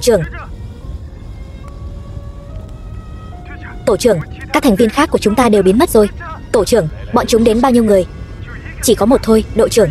Chỉ một người. Cái gì? Chỉ một người? Lũ vô dụng. Đừng. Alo, có ai không?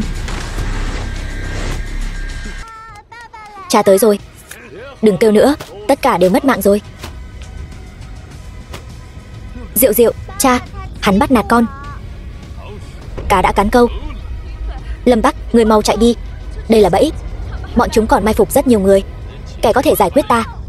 Thực lực của ngươi cũng khá đấy. Tuy nhiên, đây đều là những ninja đỉnh cao nhất của Tam Khẩu Tổ ta. Dù là điện chủ của huyết minh chiến năm xưa cũng phải bỏ mạng. Còn ngươi chỉ là một con chuột nhắt. Lâm Bắc, ngươi mau chạy đi, quay về nói với sát thần điện. Huyết minh chiến năm xưa, chị ta và tất cả các tướng sĩ đều bị nhà họ Triệu cấu kết với Tam Khẩu Tổ hãm hại. Ngươi nói gì? Đã đến rồi thì đừng hòng đi. Ngươi chính là người đàn ông của kẻ có đôi mắt mà ta đã cất giữ sao? Ngươi có biết lúc cô ta hấp hối, cô ta đã kêu gào điều gì không? Lâm Bắc ơi, Lâm Bắc, xuống địa ngục đi. Ngươi mà dám tới đây, ta sẽ lập tức xử cô gái này, còn cả con gái của ngươi nữa. Ta có thể cho ngươi một cơ hội. Ngươi hoặc là tự tàn, hoặc là ta xử cô ta. Thế nào, xử ta? Thả Lâm Bắc đi, van cầu ngươi. Cha ơi, đừng mà. Câm miệng. Ta đường đường là Tam Khẩu Tổ tổ trưởng, nói lời giữ lời. Ngươi không có lựa chọn nào khác. Ngươi thả bọn họ đi, ta mặc ngươi xử trí. Lời ta nói ra không bao giờ lặp lại. Ngươi còn 10 giây. Cha ơi, đừng. Hắn chắc chắn đang lừa cha.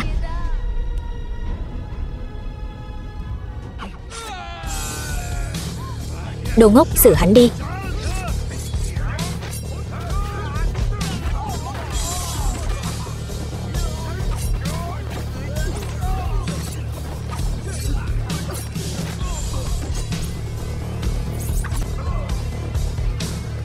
Khốn nạn. Đồ ngốc.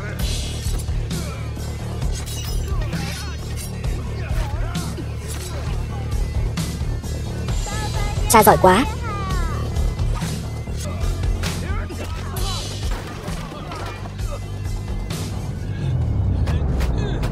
Diệu Diệu.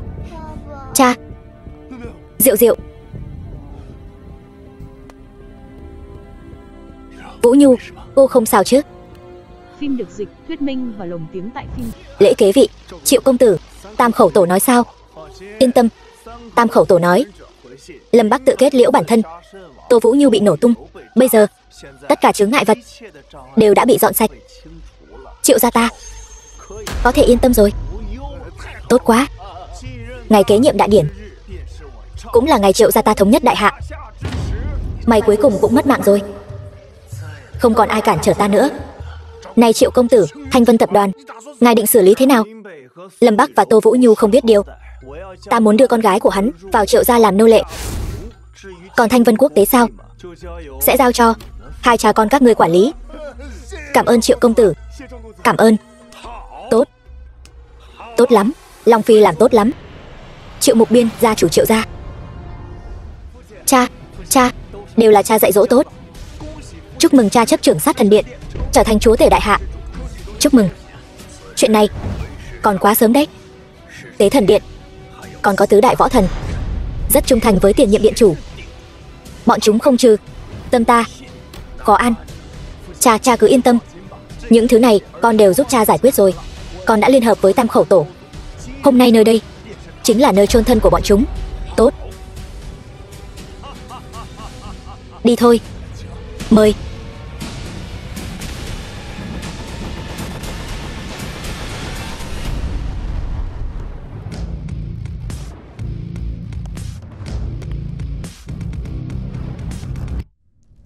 Hôm nay là ngày ta kế nhiệm Tế Thần Điện. Mời công chúa Liên hiệp Vương quốc Tố Phi Á làm chứng. 5 năm trước, lúc đại hạ nguy nan, liệt cường xâm lấn đại hạ, điện chủ dẫn theo tứ đại chiến thần 1 triệu quân bảo vệ Sơn Hà, diệt liệt cường, bình tứ hải, công cao cái thế, vạn quốc triều bái, định thịnh thế chi cơ, lại bị người xấu hãm hại, mất mạng trong chiến huyết minh chiến. Hôm nay nghi thức kế nhiệm, tôi sẽ ghi nhớ lời thề Tế Thần Điện. Người phạm đại hạ ta tiêu diệt hết. Tiêu diệt hết. Tiêu diệt hết. 5 năm trước, điện chủ bị người xấu sát hại, nhưng Tế Thần Điện không thể quần long vô thủ. Vị trí điện chủ là có người thích hợp. Tiếp theo, mời chư vị tướng sĩ cùng nhau tiến cử tân nhiệm điện chủ Tế Thần Điện. Trở thành điện chủ Tế Thần Điện nhất định là người có công với đại hạ. 5 năm trước huyết minh chiến đó, nếu không nhờ Triệu gia hết sức hỗ trợ, dưới sự ám sát của Tam khẩu tổ, cứu lấy lực lượng cuối cùng của đại hạ, sao có được đại hạ thịnh thế như ngày nay. Bao nhiêu năm qua, nhà họ Triệu có rất nhiều nhân tài, tất cả đều là trụ cột của đại hạ. Đại hạ có Triệu gia, Sơn Hà ắt định. Chúng tôi nhất trí tiến cử Triệu gia chủ trở thành tân điện chủ. Chư vị tướng sĩ quá khen rồi. Năm đó trận chiến Tế Thần là binh sĩ liều mình đổi lấy một tia sinh cơ. Những tướng sĩ xả thân quên mình đó, bọn họ và điện chủ mới là anh hùng chân chính. Hôm nay vị trí điện chủ này, ta Triệu Mục Biên không thể nhận lấy. Triệu gia chủ, ngài quá khiêm tốn rồi. Người đại hạ nào mà không biết ngài là công thần lớn nhất của đại hạ. Nếu vị trí điện chủ này mà ngài không xứng, vậy thì còn ai xứng nữa? Nếu chư vị đã nói như vậy, ta Triệu Mục Biên nếu còn từ chối thì có vẻ giả tạo. Vậy thì cung kính không bằng tuân mạnh. Triệu gia chủ, đây là Đồ Long đao, là quốc vận đại hạ chúng ta. Đao này là bội đao của điện chủ, có linh khí bên trong. Chỉ có người phẩm hạnh cao thượng và lo cho chúng sinh mới có thể rút được đao này. Triệu gia chủ nếu được đao này công nhận, liền có thể trở thành điện chủ kế nhiệm. Được.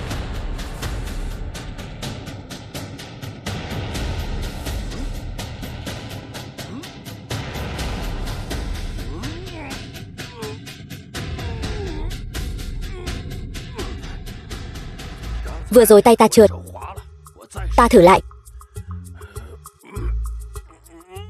Ngươi không rút được đâu. Triệu Mục Biên, đừng phí sức nữa. Triệu Mục Biên, Đồ Long đao, ngươi không rút ra được đâu. Lâm Bắc, Đồ Long đao này chính là vật chí cương chí dương. Kẻ nham hiểm xảo trá như ngươi gian ác không ai bằng, thì vĩnh viễn không rút ra được. Ăn nói ngông cuồng, dám ở đây nói nhăng nói cuội. Không thể nào. Sao ngươi lại ở đây? Rất bất ngờ sao? Ngươi thuộc họ Gián sao? Sao ngươi cứ âm hồn bất tán vậy? Đã xảy ra chuyện gì vậy? Long lão, chúng tôi đến đây có việc rất quan trọng muốn bẩm báo với ngài. Nói bậy, còn việc gì quan trọng hơn đại điển kế nhiệm nữa? Đúng vậy, đại điển kế nhiệm hôm nay chính là liên quan đến quốc vận đại hạ. Các ngươi có chuyện gì mà còn quan trọng hơn chuyện này? Hơn nữa, đại điển kế nhiệm là nghị hội cấp cao nhất của đại hạ. Kẻ chưa được mời tự tiện xông vào nghị hội là tội không thể tha. Người đâu? Bắt tên gian tặc có ý đồ quấy rối đại điển kế nhiệm này, bắt lại cho ta, giam vào thủy lao. Đợi đại điển kết thúc, ta sẽ đích thân thẩm vấn. Khoan đã, Triệu gia chủ sao không hỏi rõ nguyên do? Đại hạ các ngươi vội vã kết luận như vậy sao? Hay là nói ngươi đang vội vàng che giấu điều gì? Hắn ta đương nhiên phải che giấu, bởi vì Tô Vũ Nhu một khi mở miệng, kế hoạch của hắn sẽ tan thành mây khói. Triệu gia của hắn sắp diệt vong. Ý gì đây? Còn dám ở đây yêu ngôn hoặc chúng. Người đâu? Lôi hắn xuống cho ta. Long lão, tôi muốn hỏi, tối qua Triệu gia cấu kết với thế lực Hoa Quốc, Tam Khẩu Tổ, muốn đẩy tôi và Lâm Bắc vào đường cùng. Chuyện này ngài có biết không? Tam Khẩu Tổ, thế lực Hoa Quốc, chính là kẻ thù truyền kiếp của đại hạ ta. Triệu Mục Biên, chuyện này là sao? Vu oan giá họa, đổ tội cho ta. Một tên thương nhân chỉ biết lợi ích, một tên tặc tử lai lịch bất minh. Ngài tin bọn họ hay tin ta? Bọn họ dám đến đây, chắc chắn là có chỗ dựa. Long Chiến Dã, người nói không sai, cho nên ta mới cảm thấy bọn họ mới chính là kẻ cấu kết với Tam Khẩu Tổ. Đến đây chính là muốn vu oan giá họa cho ta, quấy rối đại điển kế nhiệm. Đúng vậy, lúc trước trong tiệc thọ của ngài, ta đã cảm thấy tên tiểu tử này chắc chắn có vấn đề. Ta nói mà, một tên tiểu tử lai lịch bất minh lại dễ dàng giải quyết được virus máy tính như vậy, thì ra kẻ đứng sau là Tam Khẩu Tổ. Các ngươi thật vô liêm sỉ, còn dám cắn ngược lại. Tô Vũ Nhu, Triệu gia chủ là công thần của đại hạ đấy, hôm nay lại muốn kế thừa vị trí điện chủ Sát Thần Điện. Hai tên hề các ngươi từ đâu chui ra vậy? Ta xin hỏi chư vị ở đây, có ai tin lời của chúng không? Long Chiến Dã, những người tham gia đại điển hôm nay đều là những bậc lão thành đức cao vọng trọng, mỗi giây phút đều có thể quyết định vận mệnh của đại hạ. Nếu ngươi dám trì hoãn việc kế vị điện chủ, tội không thể nào tha. Triệu gia chủ nói cũng có lý. Đinh Lỗi, người nói đã từng bị Tam Khẩu Tổ ám sát.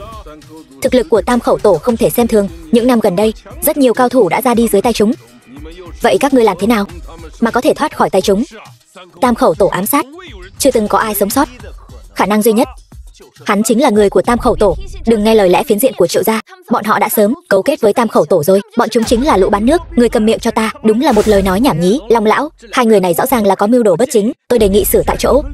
Hai người đúng là âm hồn bất tán, lần nào đến thời khắc quan trọng cũng nhảy ra phá đám. Sao hai người không đi chầu ông bà đi? Tô Nghiêm, người rõ ràng biết tất cả sự thật, biết tất cả những gì bọn chúng làm, tại sao ngươi không nói ra? Bây giờ quay đầu vẫn chưa muộn, vẫn còn cơ hội để sửa chữa. Sự thật sao? Tất cả những gì Triệu gia chủ nói đều là sự thật. Kẻ nên nhận tội là các ngươi. Chỉ khi các ngươi qua đời, ta mới có thể có được thanh vân quốc tế. Hôm nay không ai có thể ngăn cản Triệu gia chủ trở thành điện chủ. Hay lắm, ba người các ngươi đều đã đến, vừa hay có thể một lần đi hết. Long Chiến Dã, còn không mau ra tay. Lâm Bắc, trừ khi ngươi có thể chứng minh những gì mình nói là sự thật, nếu không tội quấy rối đại điển kế nhiệm, ta không thể bảo vệ ngươi được. Chứng minh sao?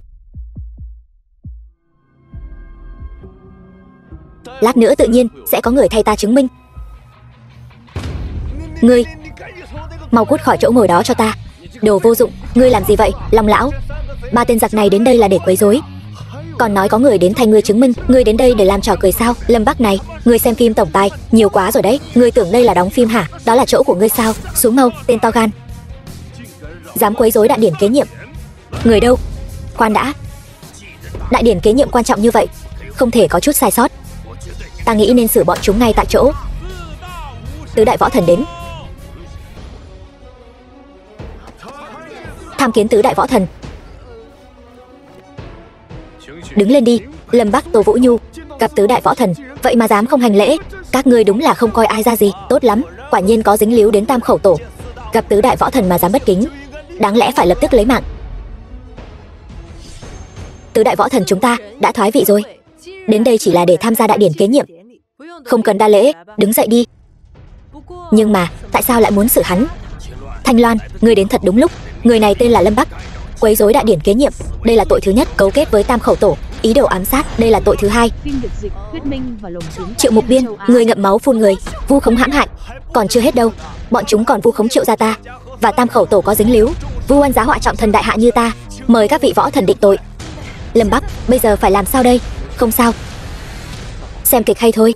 Quả thật nên định tội, nhưng định là tội Triệu gia phản quốc. Ngươi nói cái gì? Triệu gia phản quốc? Thanh Loan, ngươi đừng tưởng ngươi là võ thần là có thể nói bậy. Đừng giả vờ nữa. Những chuyện ngươi làm những năm qua ta đều rõ như lòng bàn tay. 5 năm trước, ngươi nắm giữ tình báo sát thần điện, lại ngấm ngầm cấu kết với Tam khẩu tổ, lừa gạt thiên quân, ám sát điện chủ, thậm chí khiến trăm vạn chiến tướng đại hạ ta chôn thây nơi ngoại vực. Sau đó chính ngươi dẫn theo thân tín của mình trở về, hưởng hết công lao. Ta nói không sai chứ? Triệu Mục Biên, khó trách năm đó điện chủ thân chinh, trăm trận trăm thắng, uy danh lừng lẫy, liệt cường đều nghe danh mà kinh sợ. Sao lại có thể bại trận trên đường hồi quốc? Vị trí điện chủ, nếu để loại người bất nhân bất nghĩa, bất trung bất hiếu như ngươi làm, thì đại hạ ta mới thật sự là xong đời. Triệu Mục Biên, nên kết thúc rồi. Chúng tướng sĩ, bắt Triệu Mục Biên cho ta. Chuyện gì vậy? Sao còn chưa bắt người Triệu gia? Các người muốn bắt ta, chẳng phải đang nằm mơ sao? Chuyện gì thế này? Đều không nghe Thanh Loan võ thần nói gì sao? Lòng chiến dã, chắc ngươi chưa hiểu rõ tình hình rồi. 5 năm qua, ta và liệt cường ngoại vực đã thiết lập quan hệ hợp tác. Hiện giờ, bọn chúng đều đã biết tin tức điện chủ không còn nữa, hiện đang dục dịch mài đao ứng chiến. Chỉ có ta mới có thể duy trì sự ổn định của ngoại vực. Triệu gia diệt vong, đại hạ sẽ lại bị bọn chúng tấn công. Đến lúc đó, các ngươi đều phải toi đời, đại hạ cũng sẽ vong quốc. Thế nào? Bây giờ còn dám đến xử ta không? Cái gì? Ngươi không chỉ cấu kết với Tam khẩu tổ, mà lại còn cấu kết với địch quốc. Triệu Mục Biên, trong mắt ngươi còn có an nguy của đại hạ không? Cái tên phản quốc này, ngươi phải đi chầu ông bà. Ngươi tuổi gì hả? Đại hạ có Triệu gia mới là đại hạ ta muốn. Đại hạ không có Triệu gia, tồn vong hay không thì liên can gì đến ta? Bây giờ điện chủ đã qua đời, đã không còn ai có thể áp chế dã tâm của liệt cường ngoại vực. Đại hạ muốn sống, chỉ có thể dựa vào ta. Bằng việc các ngươi hết lần này đến lần khác cản trở đại nghiệp của Triệu gia ta. Tốt lắm, rất tốt. Ngay lập tức ta sẽ cho các ngươi biết cảm giác sống không bằng hóa vàng. Thật không ngờ, đường đường đại hạ mà lại có kẻ trơ trẽn vô sỉ đến vậy. Chẳng lẽ bây giờ thật sự không còn cách nào sao? Hắn nói đúng, điện chủ đã qua đời rồi, không còn ai có thể áp chế liệt cường nữa. Triệu Mục Biên, hắn ta đem sự sống còn của đại hạ hoàn toàn trói buộc vào bản thân mình, đặt vào thế bất bại. Nếu như các ngươi đã biết hết rồi, vậy thì cung kính mời chư vị đi đầu thai đi, để bảo vệ thời thịnh vượng của đại hạ ta. Mấy người mù hết rồi sao? Ba tôi đang ngồi ở vị trí này, đương nhiên là điện chủ rồi. Nhóc con nói gì vậy? Nhãi danh, cơm có thể ăn bậy, nhưng nói không thể nói bậy đâu. Chắc là nhóc xem phim nhiều quá nên đầu óc bị tưng tưng rồi. Một tên bảo vệ thối tha như ngươi, 1 tháng chưa được 4.000 mà điện chủ gì chứ? Chủ tiệm tạp hóa thì có. Ta nói thật cho ngươi biết, Triệu gia ta liên kết với liệt cường, đã giăng thiên la địa võng ở đây. Cho dù điện chủ còn sống cũng phải đầu thai tiếp. Vậy sao? Ngươi muốn làm gì? Người đâu? Bắt hắn ta lại cho ta. Thanh Loan, ngươi muốn cá tòi dắt lưới sao? Triệu Mục Biên, ngươi hình như chưa hiểu rõ ai là lưới, ai là cá rồi. Lâm Bắc, dừng tay lại đi. Sinh tử của đại hạ hoàn toàn nằm trong tay Triệu Mục Biên. Vì đại hạ, dừng lại đi. Chư vị, ta nói cho các ngươi biết, an nguy của đại hạ ta chưa bao giờ là dựa vào sự nhún nhường mà có được, mà là dựa vào tinh thần bất khuất, tinh thần không sợ hãi, một đao một thương giữ lấy quốc gia. Còn dân đại hạ, thà đứng mà qua đời, cũng không quỳ mà sống. Đào đâu?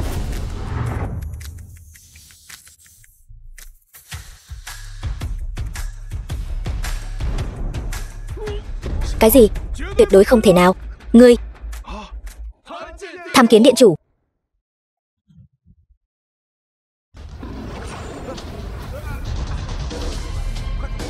Chạy mau. Tham kiến điện chủ. Đồ long đao bay thẳng ra luôn rồi. Lâm Bắc là điện chủ. Lâm Bắc, tôi đợi anh ở dưới gốc cây táo tàu. Thì ra là vậy, ngươi chính là điện chủ sát thần điện năm xưa. Khó trách tỷ tỷ ta lại cam tâm tình nguyện đi theo ngươi. Điện chủ ngài là điện chủ, là anh hùng của đại hạ không? Sao có thể? Nếu hắn ta là điện chủ Vậy kế hoạch của Triệu gia chẳng phải là đổ sông đổ biển hết sao? Thì ra là vậy. Đại hạ của ta thật sự không nên diệt vong. 5 năm qua, tôi vì tìm kiếm sự thật của sự việc mà vẫn luôn che giấu thân phận, vất vả cho ngươi bấy lâu nay, duy trì hoạt động của Sát Thần Điện. Lão tướng, không vất vả, chỉ cần ngài có thể trở về. Tất cả những điều này đều xứng đáng. Triệu Mục Biên, ngươi còn gì để nói? Lâm Bắc, ngươi quả thực nằm ngoài dự liệu của ta. Nhưng hiện tại sinh tử của cả đại hạ vẫn nằm trong tay ta. Ta đi thì đại hạ vong. Ngươi dám dùng quốc vận để đánh cược một ván sao? Quốc vận của đại hạ sao lại để loại tiểu nhân như ngươi chi phối? Diệt trừ sâu mọt như ngươi, đại hạ sẽ càng thêm phồn vinh thịnh vượng. Nếu đã như vậy, vậy thì ngươi hãy chầu ông bà đi. Lâm Bắc, lần trước để ngươi trốn thoát, hôm nay chính là ngày giỗ của ngươi. Xử hắn.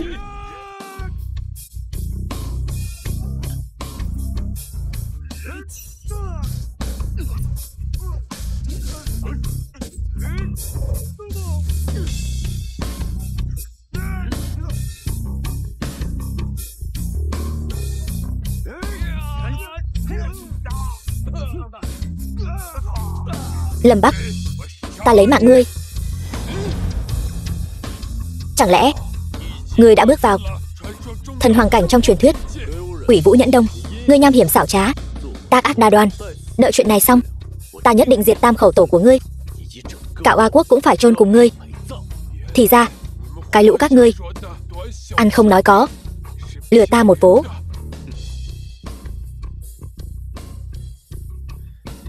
Còn về Giang gia và Triệu gia,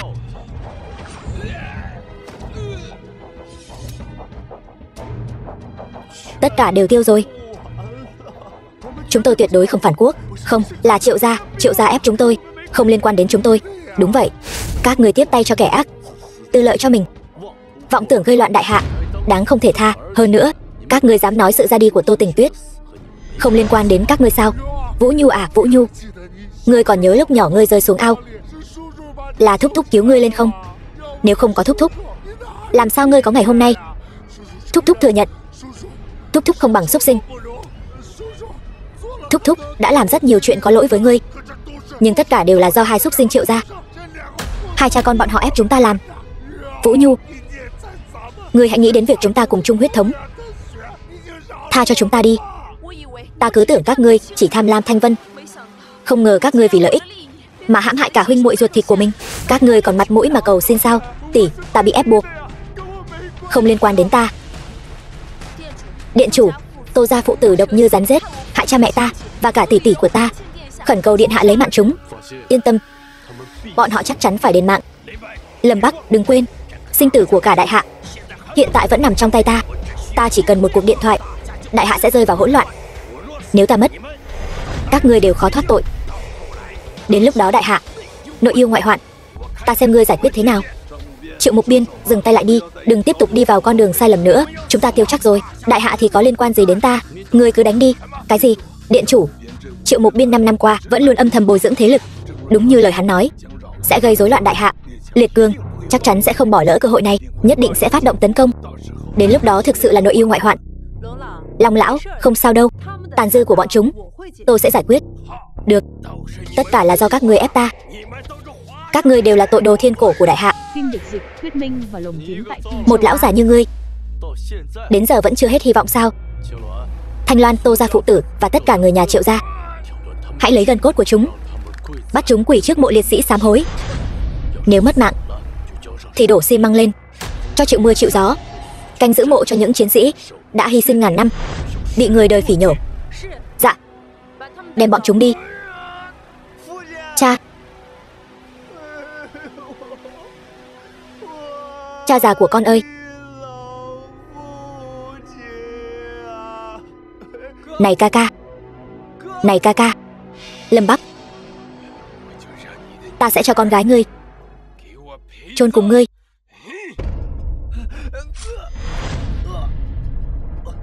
Thâm Chi, Thâm Chi ơi, mau gọi y sĩ. Ngươi thế nào rồi? Thâm Chi, ca, là đệ sai rồi. Xin lỗi ca. Đừng nói gì cả, cố lên. Tất cả đều là lỗi của đệ. Huynh là chiến thần của đại hạ, huynh đã bảo vệ sự bình yên của đại hạ. Đệ có tội, nên phải chuộc tội. Không đâu Thâm Chi, là ca có lỗi với đệ. Ca đã khiến đệ đi nhầm đường, là ca đã không bảo vệ đệ. Có được cơ hội chuộc tội cũng tốt.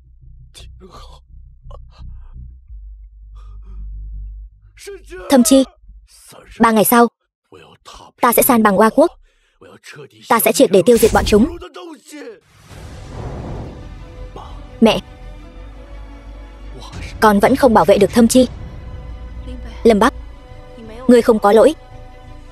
Thâm Chi đến cuối cùng cũng không lầm đường lạc lối. Người ta một khi đã có dục vọng thì sẽ lan tràn vô tận. Vậy ngươi cũng có dục vọng sao? Là gì? Bẩm điện chủ, Liệt Cương thừa dịp loạn lạc đánh vào lãnh thổ đại hạ, bao gồm cả Hoa Quốc. 3. Đánh bại bọn chúng. Đi đi, nhà có ta lo.